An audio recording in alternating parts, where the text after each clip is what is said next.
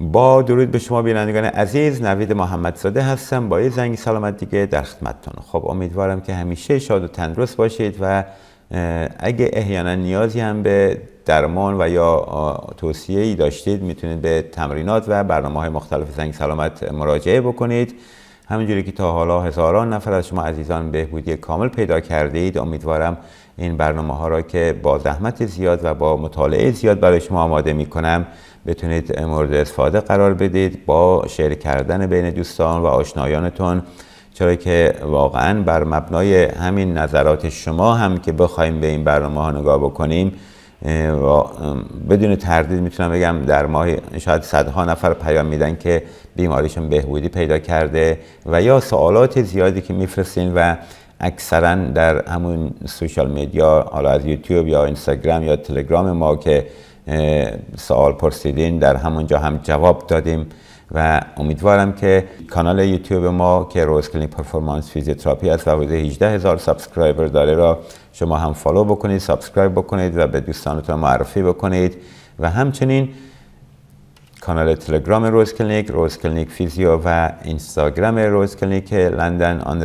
/فیزیوتراپی هست و به دوستانتون معرفی بکنید و اونها هم بهره لازم رو ببرن. دوستان، بنده دنبال تبلیغ این سایت هم نیستم، باور کنید اکثر این فالوورها و کسانی که استفاده میکنن در اقصا نقاط دنیا هستن که هیچ سودی به بنده نمیرسه، ولی بدون تردید معرفی یکی از این پکیج های درمانی زانو یا کمر یا هر مشکلی که در بدن بخوایم نگاه کنیم به یکی از دوستا و آشنایانتون یا شیر کردن یک لینک در گروه یکی از اقوام آشنایانتون به درد ده ها نفر میخوره و باعث بهبودی اونها هم خواهد شد. خب اگه نوبتی هم باشه، امروز نوبت جواب به سوالات شما عزیزان هست. امیدوارم که از این طریق هم بتونم به شما کمکی کرده باشم. بعد از این چند دقیقه صحبت کوتاه بریم به سراغ سوالات شما عزیزان و به چند سوال پاسخ بدم. سوال اولو دوستی گفتن سلام دکتر جان، خداوند مهربان به خاطر زحمات بی‌دریغتان عنایت ویژه داشته باشد انشالله. و اما دکتر بزرگوار، خدا گواه شرایط جسمی من خوب نیست. تو پیام‌های قبلی هم اشاره کردم، نزدیک به 1 سال است جراحی دیسک کمر با 18 پلاتین. واقعا جای تأسف داره که این دوست عزیزم اینقدر رنج میبره. با 18 پلاتین به خاطر خم شدن کمرم انجام دادم. متاسفانه خیلی جاها هم رفتم اما نتیجه نگرفتم و در کل آقای دکتر نوید محمدزاده عزیز، شهر امام رضا، بنده حقیر تا حدی به ویدیوهاتون آشنایی دارم و از طرفی هم کمی ترس دارم نسبت به انجام دادن ورزش ها. دکتر جان خدا میداند خانه نشینم کرده، به خاطر رضای خدا و امام رضا منو راهنمایی بفرمایید. از استان زنجان مزاحم میشم، ارادتمند. ببینید، اول اینکه 18 تا پلاتین تو کمر یک نفر چیز خیلی سخت و پیچیده ایه. من 10 ها بیمار در سال میبینم که با مشکل کمر و فیوژن، در واقع این وقتی دیسک کمر آسیبش جدی باشه یا چندین دیسک مشکلات پیدا کرده باشن یا یکی وقتایی مهره حرکت میکنه به جلو میره، میان فیوز میکنن با یه سری پلاتین و غیره و بعضی وقت هم بدون فیوز کردن خود تکنیک های مختلف رو برای دیسک انجام میدن. به هر حال اینکه 18 تا پلاتین در کمر شما گذاشتن خودش جای سواله. آیا واقعا این همه لازم بوده؟ که امیدوارم همکاران پزشک یک مقدار در انتخاب نوع تکنیک هایی که برای بیماران انجام میدن یکم دقت بیشتری داشته باشند تا بیمارشون به راحتی به زندگی برگرده. و مثل این بیمارنده صدها نفر دیگه به من پیام دادن که بعد از جراحی خوب نشدن متاسفانه و همچنان دردشون باقی مونده و اتفاقا از نظر روحی هم دچار یک نوع شکستی میشن، چون یه جورایی وقتی جراحی میشه آخرین امید و اون هم نتیجه نده دیگه خیلی کار سخت میشه و از طرفی هم وقتی یک بیماری را با جراحی شما میخواین درمان بکنید یا پلاتین میذارین یا فیوز میکنین کمر یه نفر رو، دیگه طبیعی است که این بیمار بعد از جراحی خیلی محدودیت هایی خواهد داشت و امیدوارم که همکاران پزشک لااقل از ریسک ها و محدودیت های بعد از جراحی به بیمارشان توصیه لازم رو قبل از انتخاب بکنند، چرا که انتخاب نوع درمان بیماران عزیز با شماست، نه با من فیزیوتراپیست، نه با همکار ارتوپد، نه با همکار نورولوژیست، نه با توصیه دوست و آشنا و افراد و اقوام. انتخاب نوع درمان، هر درمانی با خود شما بیماره. منتها یک سری از متخصصین اگر مسائل پروفشنال و اخلاق حرفه‌ای را در نظر نگیرن یا کمتر در نظر بگیرن، توصیه ها و نظرات خودشونو یک طور غالب میکنن به بیمار. اینجاست که شما بیماران عزیز قبل از انتخاب هر تکنیکی، هر درمانی، چه دارو، چه فیزیوتراپی، چه کار درمانی، هر درمانی فرق نمیکنه، تحقیقات لازم رو بکنید، ببینید آیا ریسک فاکتورها و نتایج این درمان برای شما چیه. اینه که بیننده عزیز، شما نیاز دارید که پیش یکی از همکاران فیزیوتراپیست برین بر مبنای شرایط فعلی شما که احتمالاً الان بدنتون خیلی ضعیف شده، ماهیچه‌هاتون ضعیف شدن، بایستی بتونید اینو تحت نظر یک نفر از همکاران به جلو ببرید. ولی اگر احیانا دسترسی ندارید و نمیتونید برید پیش همکاران و یا رفتین نتیجه نگرفتین، به توصیه‌ای که الان میگم انجام بدین، حتما کمک خواهد کرد. اول از همه برین تمرین‌های ساده پکیج کمردرد ما رو انجام بدین. این نکته که شما اشاره کردین و حائز اهمیت هست و به این دلیل این سوال انتخاب کردم، ترس شما از انجام تمرینه. ببینید من الان یه عکسی از اینجا میذارم که یک بیماری که فیوز کرده چجوری کل ملاق میزنه، اصطلاح کردیش میگم اگه فارسی نباشه، رول میزنه روی کمرش. ببینید این بیمار 4 تا فیوز داشت تو کمرش، در طی 2 ماه به اینجا رسیدیم. ترس از انجام تمرین شما را دیسیبل میکنه، شما را زمینگیر میکنه. تمرین و مخصوصا تمرین های فیزیوتراپی، و باز توصیه میکنم تمرین هایی که من برای شما میدم امنن، هیچ ضرری برای شما نخواهند داشت. اینو با خاطر جمعی میگم. تا حالا 10 سال این تمرین ها رو به شما ارائه دادم، یک نفرم نبوده تا حالا بیاد بگه بله من تمرینای شما رو انجام دادم دردم بدتر شد. شاید در یه سری مواقع خوب نکنه به خاطر عدم انجام کافی و درست و با موقع و یا نیاز بودن به یه سری درمان‌های دیگه در کنار این تمرین‌ها، ولی ضرری ندارن. شما وقتی شما فیوز کردی کمرتو برفرض روی کمر میخوابی و زانیاتو یواش تا 45 درجه میبری به راست و به چپ، این هیچ ضرری نداره، ولی در کنارش دامنه حرکتی به شما میده. این تنشن و خشکی و کوفتگی رو از ستون فقراتون میاره پایین، باعث حرکت و تقویت مایچه ها و لیگامنت ها و تاندون های دور کمرتون میشه و 10 ها فایده دیگه برای روحیتون، برای هضم غذاتون، برای برگشت و بازگشت شما به کار و روحیه شما. اینه که تمرین های کمر رو انجام بدید، نترسید. عدم حرکت باعث ترس شما بشه دوستان. اگه شما بیماری دارید بعد از چند روز استراحت شروع به حرکت نکنید، در واقع دارین بدنتون ناقص میکنید. اینه که فکر کنم این مثالی زدم برای شما. یه خانم ایرانی بود، حدود 5-6 سال اومدن پیش من. ایشون کمردرد خیلی ساده‌ای داشت، رفته بود دکتر هم تو نروژ هم تو لندن، گفته برو استراحت کن، اصلا چیز مهمی نیست، خوب میشه چند وقت دیگه. 1 سال و نیم، حدود 2 سال بعد از این که کمردرد داشتن اومدن پیش من. وقتی اومدن دیدم یه عصا زیر یک دست، مادرش هم دست دیگه‌ش رو گرفته. وقتی معاینه کردم دیدم که ایشون 2 سال تمام فقط استراحت کرده و این استراحت بوده که باعث ضعیف شدن پاها شده بود، نه هیچ کمردردی. ببینید دوستان، این که میگن کمردرد فلج میکنه کاملا اشتباهه. اون استراحت شماست که شما رو فلج میکنه. پس دوست عزیز، میخوای خوب بشید تمرینا رو انجام بده. و اون خانمو دقیقاً بعد از 2 ماه به 1 ساعت ورزش کامل برگردوندیم و کامل خوب شد. این داستان. شما استراحت کنید یعنی مریض میکنید خودتون، یعنی بدن رو بیمار میکنید. شما نترسید، تمرین هیچ ضرری نداره.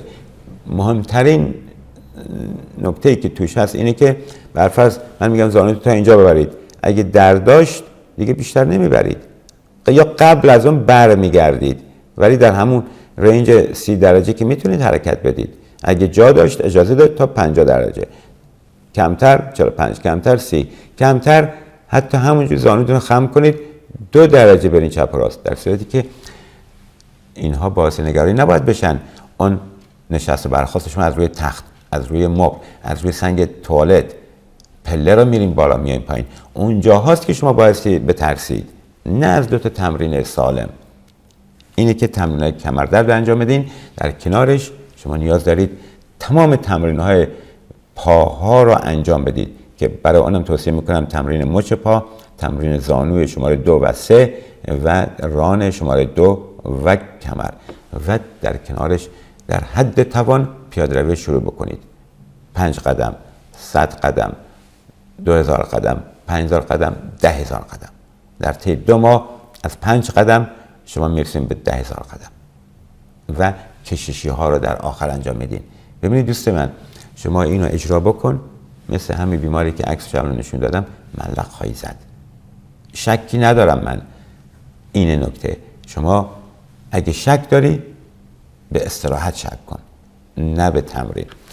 خب دوست دیگه گفتن آقای دکتر سوالی داشتم، در پیاده روی روی سرازیری فشار به زانوها می آید، ولی همون سرازیری عقب حرکت کنیم فشاری به زانوها و عضلات پشت پا نمیاد.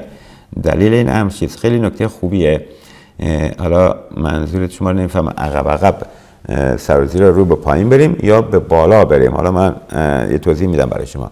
ببینید دوستان، پیاده روی در سرازیری چون در بدن 2 تا نیرو وارد میشن، یکی نیروی جاذبه زمینه، یکی هم نیروی ثقل بدن، در واقع مرکز ثقل بدنه.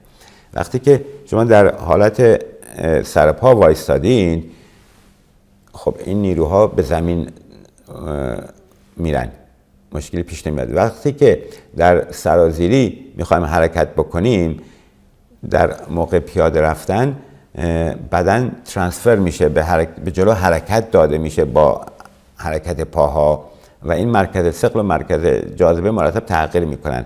وقتی که سرازیری میایم پایین انگار در این حالت شما میایم پایین، و چون بدن ما میخوایم صاف نگه داریم زانوها رو یکم خم میکنیم که اینو درستش بکنیم، و به همون خاطر در حالت خمیدگی به زانوها راه میریم یه جورایی و نیروها 1000 برابر بیشتر میشن به زانو. اینه که فشار زیادی به زانو حس میکنید. ولی وقتی عقب میریم همون سرازیری را، شما باز خودتو به برعکسش میکنی، خودتو به جلو میکنی که به عقب نیفتی. اینه که فشار به زانو نمیاد. به هر حال نکته خیلی خوبی بود، ممنونم از توضیحتون. امیدوارم این توضیح کافی باشه. حالا در این مورد بیشتر صحبت خواهیم کرد. دوست دیگه گفتن سلام آقای دکتر، در مورد نقش تغذیه در پوکی استخوان، آرتروز و جلوگیری از سایگی غضروف صحبت بفرمایید، و اینکه آیا خوردن ژلاتین، ژله و امثال اینها برای سلامتی غضروف‌ها و مفاصل مفید هست یا نه؟ ممنون. از همدان تماس میگیرم. شاد و تندرست باشید. درود برای شما بیننده عزیز از شهر زیبای همدان که بنده هم 1 سال موقعی که سربازی بودم توی کرمانشاه، یادش بخیر، از اونجا رد می شدم. بگذاریم در رابطه با مواد غذایی و این ژله و اینجور ژلاتین و اینجور چیزا دوستان، فقط این نکته رو میتونم بگم که هیچ تغذیه و یا ساپلمنت، قرص و داروی خاصی برای آرتروز و پوکی استخوان هنوز نیست که به طور کامل بتونه اینا رو خوب بکنه. تغذیه خوب همیشه توصیه شده توسط همه متخصصین، و تغذیه خوب هم یعنی یک سری مواد غذایی مفید و تازه و سالم، مخصوصا با اولویت به سبزیجات و میوه‌جات و یه مقدار گوشت و غیره که 100% این برای همه مفید و لازمه. ولی هیچ ژله و ژلاتین و اینا هیچ تأثیری ندارن و معمولاً یک سری ساپلمنت ها، قرص های نمیدونم روغن ماهی و غیره کمک های جزئی میتونن داشته باشن، نه اونقدر بالا. مهمترین روش و توصیه برای هم آرتروز هم پوکی استخوان که برنامه‌اشو داشتیم تمرین. دوستان اصلا من انقدر از این تمرین و اثراتش صحبت خواهم کرد تا اکثریت 80 میلیون ما مثل اکثریت کشورهای دیگه به اثرات و معجزات تمرین پی ببرند. بینندگان عزیز، در این انگلیسی که من هستم، در هلندی که اونجا بودم 11 سال درس خوندم، اکثریت مردم برای اکثریت بیماری هاشون میرن فیزیوتراپی و فیزیوتراپی هم تمرین انجام میده. دوستان شمایی که میرین فیزیوتراپیست و عاشق اینین که 2 تا دستگاه بذاره، یا فیزیوتراپیستی که به خاطر راحتی کار اون دستگاه برغروب پاتون میذاره و کمرتون میذاره، بارها گفتم گایدلاین ها، مقالات در فیزیوتراپی همه توصیه میکنن به تمرین و تکنیک های دستی. اونها همه وقت تلف کردنن، اونها همه بی تأثیرن، شاید 5% تأثیر داشته باشن. اون حرکتی که بدنتون رو سالم میکنه. شما کمردرد داری، یه 4 روز استراحت کردین، حالا پاشین برین 1 ساعت پیاده روی کنین بیاین. این یه بار امتحان کنید. تمام کسایی که کمردرد دارید، وقتی شما راه میرید کمر حرکت میکنه و خوب میشه، روحیتون خوب میشه، بافتا و تقویت میشن. اینه که تمرینی که شما را خوب میکنه، مخصوصا برای پوکی استخوان که برنامه‌اش 2 هفته پیش داشتیم، برید حتما ببینید تمرینش انجام بدین. یک دوست دیگه گفتن با درود دکتر این تمرین عالی بود، ممنونم، منم توی صف نونوایی و فروشگاه به جای ایستادن این حرکات رو انجام میدم. ببینید همینه، دقیقاً بحث من این بود که شما به جای برسین که توی صف نونوایی هم به جای اینکه 1 ساعت سر پا الکی وایستین، راحت میتونید اونجا 2 تا تمرین هم انجام بدین. این بالا بردن آگاهیه، این فرهنگ سازیه که من هدفم اینه و خوشبختانه میلیون ها نفر از این برنامه زنگ سلامت تا حالا استفاده کردن. آمار بیننده ها در همه سوشال میدیا و جاهای مختلف خیلی بالاست و این باعث افتخاره. شما تو صف نونوایی تمرین انجام میدی، این باعث افتخاره، این باعث آموزش به 2 نفر دیگه در کنار شما میشه. من یه بار از فرودگاهی در 15 سال پیش بود اومدم منتظر چمدونام بودم که بگیرم، یادم نمیاد از کجا به کجا میرفتم، دیدم یه نفر وایساده در اون ریل چمدونا که میاد در حال انجام یه سری کشش‌های خیلی خوب برای پاهاشه. همونجا گفتم این یا فیزیوتراپیسته یا یک رشته ورزشی خونده. اینه دوستان، شما از هر ثانیه‌ای میتونید استفاده بکنید برای انجام یه تمرین.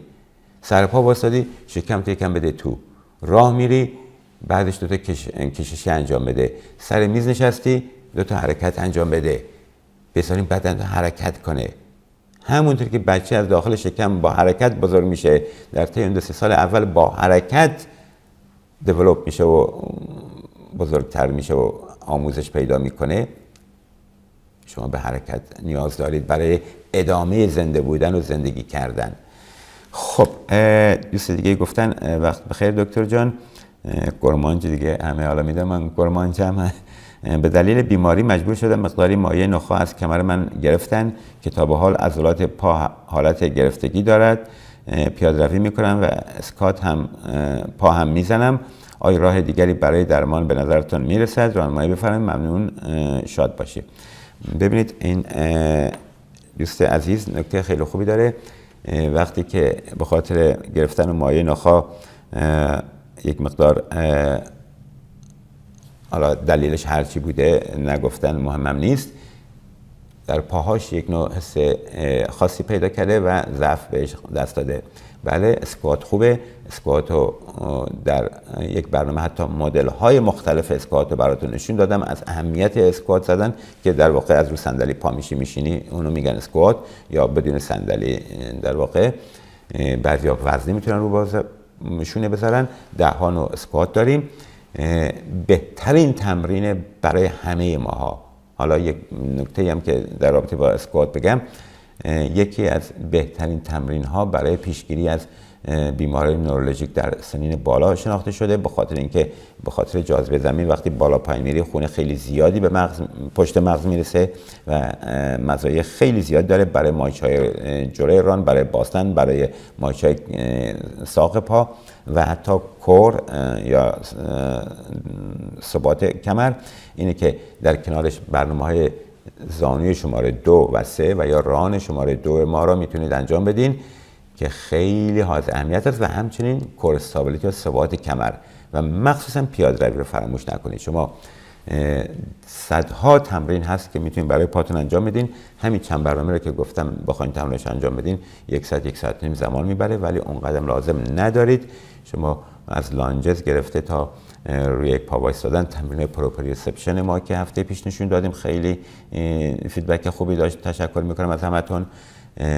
10 ها تمرین میتونید به مراجعه به برنامه زنگ سلامت پیدا بکنید و انجام بدین که میتونه خیلی کمک بکنه بهتون. خب یک سوال دیگه هم براتون میخونم. سلام دکتر، من 7 ماه تصادف کردم، پیک موتوری بودم، موقعی که به هوش آمدم با صحنه مواجه شدم که گفتن کمرت عمل کردیم که فرج نشید، دیسک پاره شده. الان من کمرم مثل سنگ خشک کلی درد میکنه کنار بخیه ها و نمیدونم آیا به زندگی قبلی برمیگردم یا نه. همه چی تموم شدش دکتر، فقط کاش بدون امید واهی به هم جواب بدین. من 23 سالمه. ببینید دوستان، بعضیا دچار هم شرایطی میشن، امیدوارم همیشه قسمت اینجور مسائل به هیچ کدومتون نیاد، ولی زندگی مخصوصا تصادفات کشور ما که از بی‌مسئولیتی این مسئولین بی‌مغز ما شده یک نوع منبع قتل عام مردم. امیدوارم مواظب باشین. خب دوست عزیز، شما بایستی روحیت رو ببرید بالا. هیچ راهی جز این نیست. با ناامیدی هیچ چیزی دستگیرتون نمیشه. بایستی امیدوار باشین. تمرین ها رو شروع بکنید از تمرین های کمردرد، زانو درد، که نه به خاطر درد زانو، این تمرین رو شما بایستی انجام بدین به خاطر تقویت بدنتون. بایستی تمام بدنتون تقویت بکنید و همون تمرین های کمردردم انجام بدین برای کمرتون و نگران نباشید دوستان. تمرین رو امتحان بکنید، هیچ ضرری نداره، هیچ پولی بابتش نمیدین و نتیجه را خواهید گرفت. امیدوارم دوست عزیز از همین امروز که این برنامه رو میبینید شروع بکنید به انجام تمرین های کمر و زانو و پیاده روی. حتی اون سری هم گفتم لازم شد با عصا راه برید شما، ولی بهتر از اینه که تو تخت بخوابید. لازم شد همون تختی که خوابیدین پاتو منقبض منبسط کنید، مایشه رانتون رو پاتو 5 سانت بیار بالا، بعد 10 سانت بیار بالا. سکوت و ساکن موندنه که بیمار میکنه شما را. جراحی کردین، خب حالا وقت برگشت به زندگی است، برگشت به کاره. به فکر ایجاد و برگشت به کار باشین بیمار عزیز، نشین اونجا. شما هنوز 23 سالته، خیلی جوونی. باور کنید شما تمرینایی که گفتم رو انجام بده، 6 ماه دیگه، چه بسا 2 ماه دیگه، 3 ماه دیگه سر کار بتونید برید. اینی که در ناامیدی بسی امید است، پایان شب سیاه سپید است. دوستان عزیز، امیدوارم با سرنگونی این حکومت شب روز همه ما سپید بشه، زیبا بشه و مردم به بهترین خدمات دسترسی پیدا بکنن. تا برنامه بعد و هفته بعد و آرزوی ایام خوب برای شما عزیزان. شب و روز خوش. خدا نگهدار.